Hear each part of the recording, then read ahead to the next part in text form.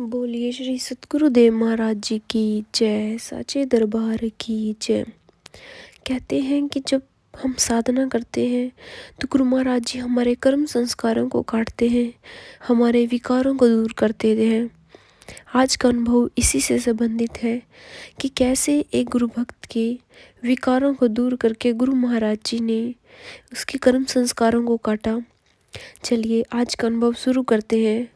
मुझे याद है मैं उन दिनों खूब सेवा किया करता था। अपना अधिक समय सेवा में देने के कारण मैं साधना सुमिरन नहीं कर पाता था। इसी वजह से मेरे भीतर कई विकार पैदा होने लगे। अब सेवा करते हुए मैं अक्सर चिड़चिड़ा, गुस्से से भरा हुआ और बेचैन सा रहता था। किसी की कई छोटी सी बात भी मुझसे बर्दाश्त नहीं होती थी।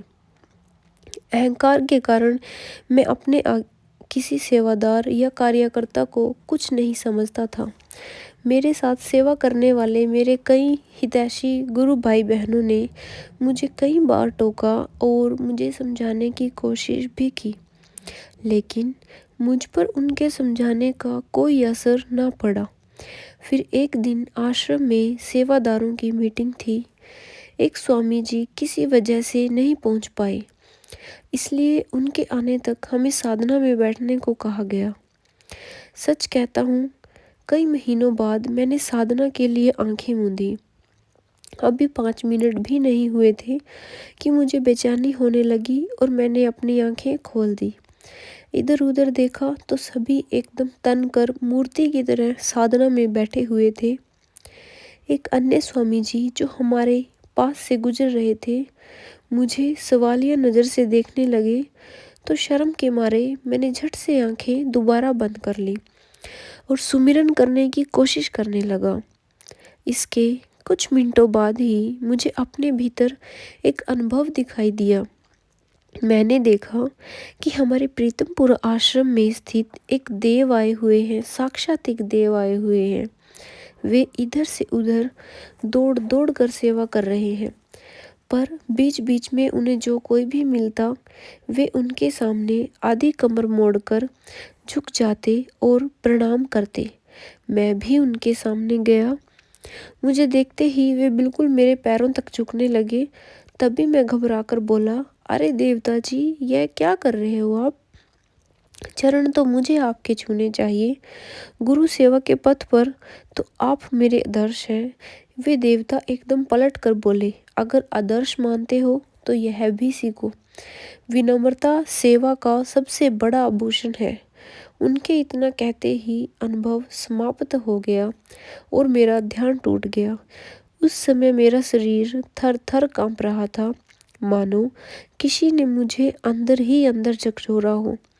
उस दिन से मुझे उन देवता का झुकना, उनका विनम्रता भरा स्वभाव कभी नहीं भूला। जो बात मुझे कितने ही लोग कह कह कर थक गए थे, पर मुझे समझ नहीं आई थी, वही बात इस एक अनुभव के द्वारा गुरु महाराज जी ने अच्छी तरह से मेरे मन में बैठा दी। ऐसे हैं मेरे गुरुदेव जो अपने बच्चों को समय समय पर आकर संभालते रहते हैं। हर समय अपने भक्तों, अपने शिष्य, अपने बच्चों को प्रेरित करते रहते हैं साधना करने के लिए, सुमिरन करने के लिए। अगर हम सिर्फ एक कदम, एक छोटा सा कदम, वो कदम कौन सा कि अगर हम एक जस्ट छोटी सी सोच भी रख लें कि हाँ हम साधना करेंगे, और उसी सोच के साथ गुरु महाराज जी से प्रार्थना करें कि हे गुरुदेव, आप मुझसे साधना करवा लेना। मैं तुच्छ प्राणी, मैं बिल्कुल भी साधना नहीं कर सकता। सिर्फ आप ही हो जो मुझसे साधना करवा सकते हैं।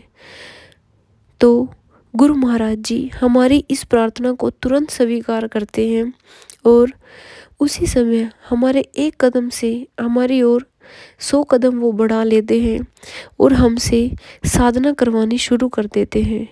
हमारा एक छोटा सा प्रयास हमारे गुरु महाराज जी उसके लिए इतना बड़ा फल हमें दे देते हैं, क्योंकि वो हम सब बच्चों को नहीं चाहते कि हम इस संसार में भटकें। हमें गुरु महाराज जी भक्ति पथ पर चलाना चाहते हैं, क्योंकि जब हम साधना, सुमिरन और सेवा नहीं करते तब हम संसार में नहीं रहते, बल्कि संसार हमारे अंदर रहने लगता है। उस समय जब अगर हम साधना में बैठने की कोशिश करते हैं तो हमारे दिमाग में हर समय संसार की बातें, सुबह से शाम की दिनचर्या हमारे दिमाग में चलती रहती है। लेकिन वहीं दूसरी ओर हमारा एक छोटा सा कदम, जब भी हम फ़ोन खोलें तो उसमें हमेशा सत्संग सुने या फिर भजन सुने। सुबह उठते ही गुरु महाराज जी को प्रणाम करें, महाराज जी से प्रार्थना करें कि हे मेरे गुरुदेव, आज का दिन फिर से जो आपने दिया है ये आपके चरणों में गुजरे, आपके ही सुमिरन में गुजरे। गुरु महाराज जी हमेशा हमारे ऊपर कृपा करते रहते हैं और हमें अपने भक्तों को अपने चरणों से कभी भी दूर नहीं होते। सो बोलिए श्री सतगुरुदेव महाराज जी की जय, साचे दरबार की जय, आशु पिता भगवान की जय। जय महाराज जी की।